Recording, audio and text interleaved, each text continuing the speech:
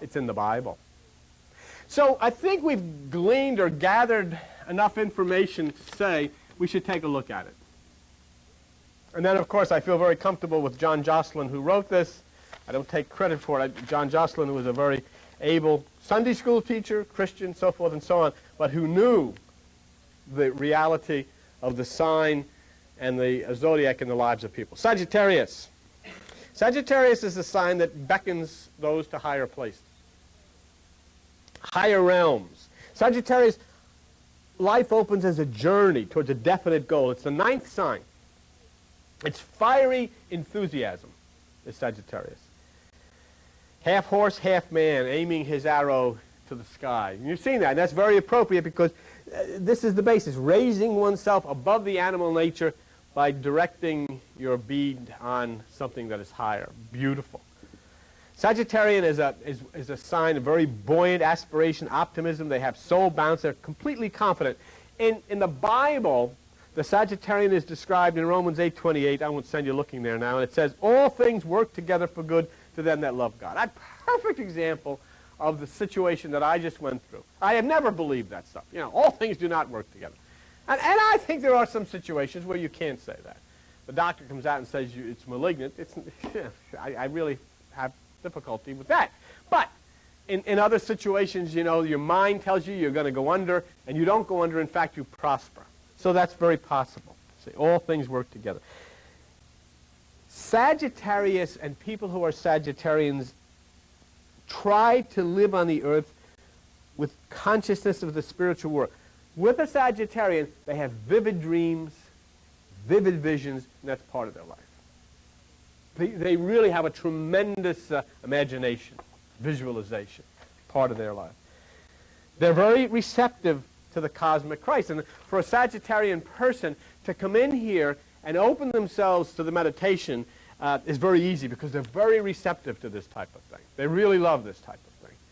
Body, soul, and spirit are coordinated in the person who lives in spirit of mind of Sagittarius. If there's a sign if there is one sign in all the zodiac that is tuned to the spirit in the meditation, it's Sagittarius. Okay, very strong in that way. In the lower phase now, there's a negative to all of these things. In the lower phase, the reverse mental force, and these people are characterized by their physical speed. You know what Sagittarians are noted for? They're great racers. Race car drivers, racers, they love to fly. They love to go fast. And they're very good. Racing is their forte. They move quickly. They like to walk fast. And wherever they go, everything is, you know, moving. Sagittarius rules the thighs and the pelvic area. And the sciatic nerve. So people could have a tendency to be very powerful there, or they could have a tendency to have a lot of trouble there. Pain in the back, lower back, sciatic nerve, things like that can be a problem for people who are Sagittarians. Extremely sensitive spiritually.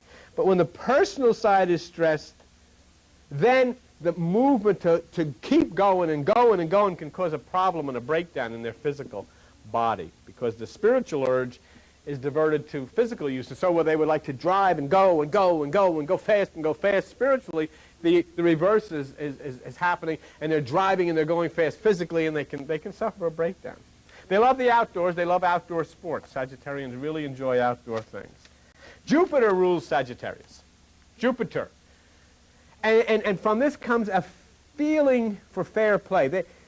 Sagittarians tend to be people who look for fairness in everything. They want to be fair to everybody. They want everybody to have a fair chance. They're very determined in whatever they do. See, when others have dropped and fallen by the wayside, Sagittarian plugs right on. Sagittarius continues. It doesn't give up. It doesn't stop. It continues its drive. They're great adventurers, you know. It's very hard for a Sagittarian not to feel at home. Wherever you drop them, they feel at home. You know, it's something new to explore, something different. And that's transforming. Sagittarius, with that aiming upward of the bow, and you see the picture, it's a transforming from the lower to the higher. And that's what the Apostle Paul says in Romans 12, chapter 2. Be transformed by the renewing of your mind. The difficulty of Sagittarius is the same thing that arises in the other signs, but it is much more profound. And that's something I want you to put that word, very, very profound.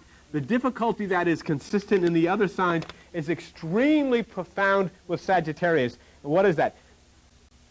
If they have spiritual direction without a Christ goal, they wind up with a lot of problems, a lot of emotional problems, and Sagittarians have a tendency to wind up with a lot of psychic problems in the mind. And you see a lot of this in people that are Sagittarians. They like to philosophize. They're very good in philosophy. And this combined with the higher spiritual goals produces a person of deep wisdom and sensitivity. And it can be very deep wisdom and very sensitive to God. Now here's something about Sagittarius. And folks, we have so many. You have to, those of you who are home and know people in Sagittarius, you have to reach a decision if that's true or not. Sagittarius, like Gemini, is strong in speaking but weak in listening. They're weak in listening, and this is a problem. Let me show you what the problem is.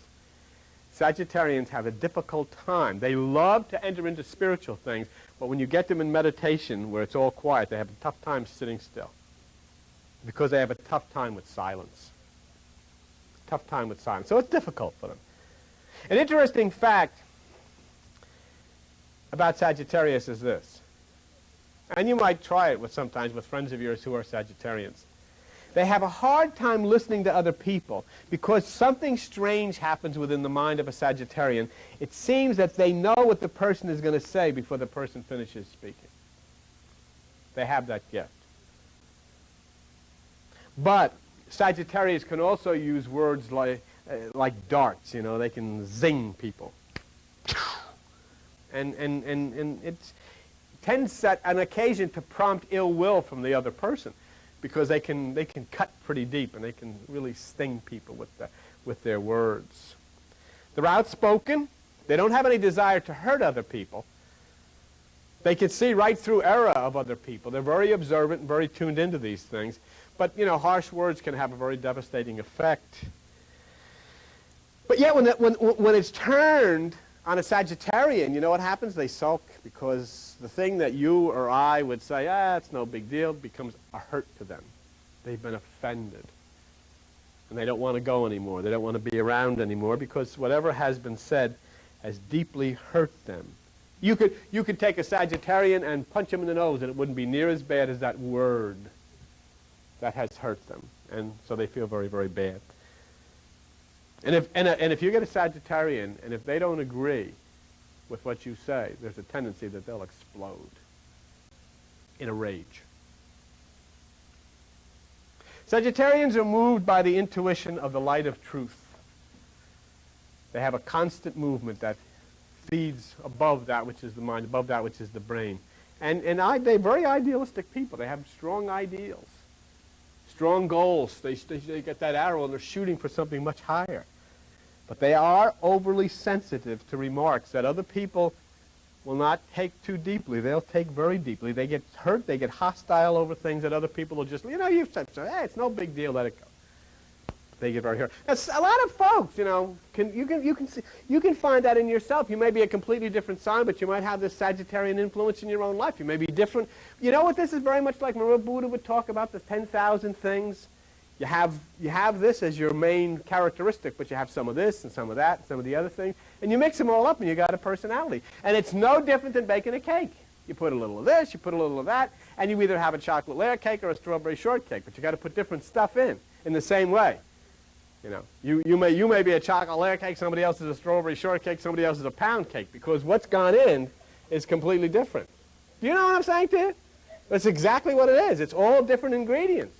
And it's all different influences that come from these constellations. And, this is what Buddha was trying to get about the 10,000 things. You not only have the influences that are in your head from the planets and the stars, you got the influences that are in your head from your parents and from the church and from the government. And, geez, it's a very complex thing. Right? Very complex thing. So they're very sensitive people. I'll tell you something else about them. Geminis and Sagittarians tend to be incessant talkers. And they can take part in endless chatter. They just don't stop. Sometimes, I've met, some great people. I had somebody call me the other day, and I had to say, look, I'm on my way out. Why don't you leave the message on the answering machine? Because it just doesn't stop. Very wonderful, very beautiful, but it goes on. So I have to ask this person sometime, what is your sign? And probably he would say, she would say, Sagittarius. They have to learn to control the outpouring speech to better accumulate the innate wisdom. And that's something that I guess a lot of us have to do. We tend to want to be able to make our point, but they do it very strongly. Sagittarius produces an inner speed that can cause them to burn out. We talked about that a few moments ago. That's one of the problems.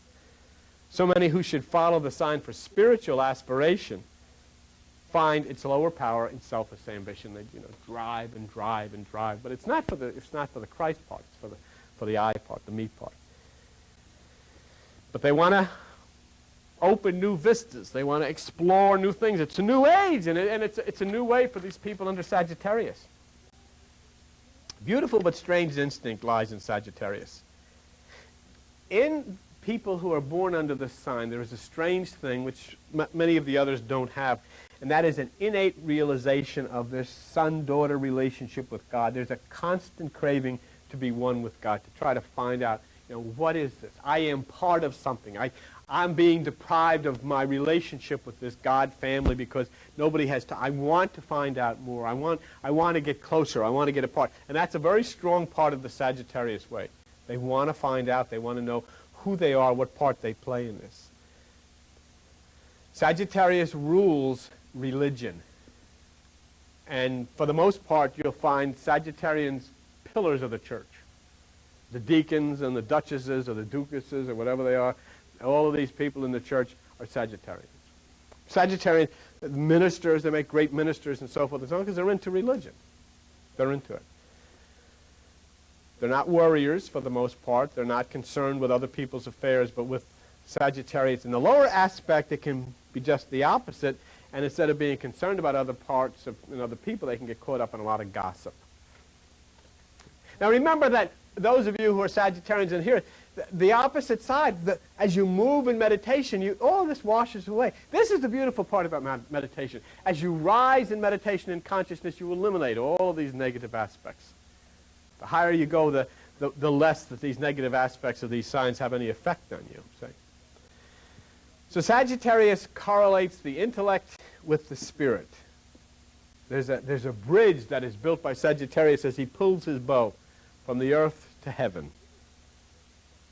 Many of the ancients that would speak of these things would say that the great prophets were of Sagittarians, the people who have evolved deeply in the realms of the spirit.